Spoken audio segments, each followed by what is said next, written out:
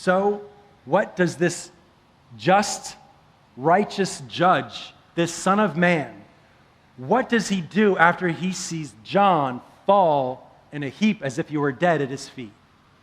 He takes his right hand, which the right hand was the hand to execute justice.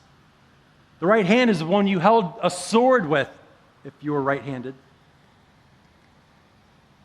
And so he takes his right hand and he reaches out, but not in judgment. He puts his right hand on John, and this righteous judge reaches out to this sinful man, and he reaches out to him with a hand of mercy, a hand of compassion, a hand of love, and he says, "Fear not.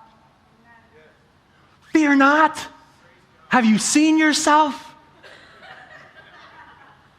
Fear not, because Christ Jesus himself took all the judgment upon himself. He took the wrath of God completely. You couldn't even bear one single drop of the wrath of God, so Christ absorbed it in his body as he hung on that cross.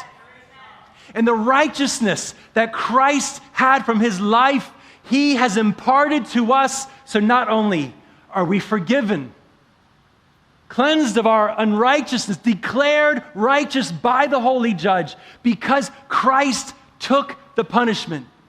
Was it no big deal for Christ to take the punishment because he's the God-man?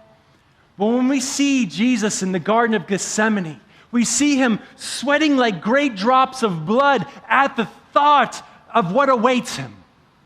What awaits him is the wrath of his Father.